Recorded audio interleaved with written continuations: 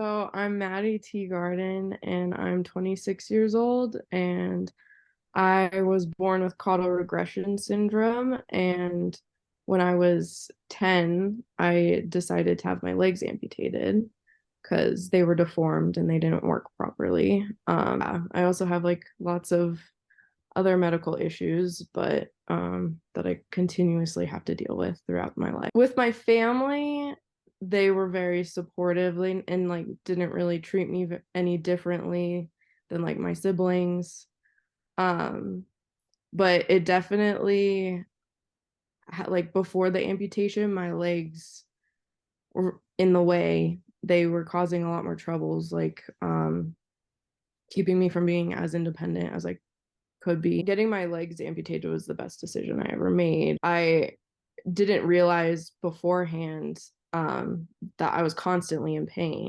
That reason alone made it worth it. How much easier it is for me to get around, being independent, it changed my life. I've always been like a very positive, like optimistic, glass half full kind of person, but in middle school, I started having like chronic pelvic pain, and the doctors couldn't figure out like what was causing all this pain.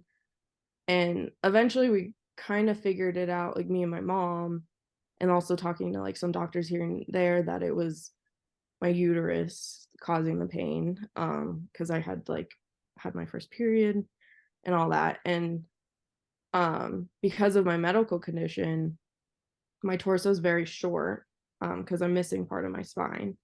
And uh, so all my organs are already kind of smushed in there. And so when I had my first period, my uterus grew and it was causing this pressure. And I kept saying it was pressure behind like my bladder kind of feeling. And all the doctors were like, what the heck? Like they couldn't really figure it out. We were trying to just have a hysterectomy done so I could stop having pain. And it was really hard to find doctors that would agree to do the surgery. It took like 3 years, I think it was, before we finally found doctors that would do it. But then the hospital was trying to say I was too young to make this decision. And we had to like go to this boardroom. We had to have like people like write letters on my behalf, like saying like I'm fully aware of the decisions I'm making and like I know my body. And I was like living in bed for 3 years on heavy duty painkillers, like multiple of them, like fentanyl, Dilaudid, Valium, all that. And they were saying I had to wait till I was 21. And it started when I was like 12 or 13. So I was like, you'd rather me live in bed all these years on these painkillers than just have a hysterectomy. So those three years were probably like the hardest time because I had never been like, I always was very vocal speaking up for myself about like my medical decisions and surgeries I wanted to like improve my life. Like I knew what was best for me. And this was like the first time that like people weren't allowing that.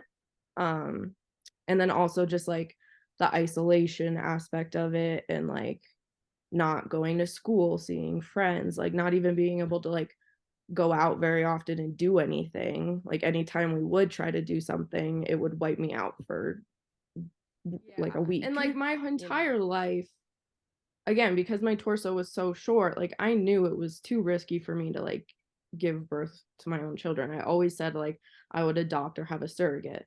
Like I knew that from a very young age. When I was born, they like told my mom I wouldn't be able to sit by myself. I wouldn't be able to do anything. And a lot of people with my condition had been told that people with disabilities are a lot more resilient than you first think, and you'll also always try to stay positive and have a sense of humor about it. I mean, I'm a strong believer that everything happens for a reason, and there are so many things that have happened in my life, good and bad, but like the good wouldn't have happened without the bad.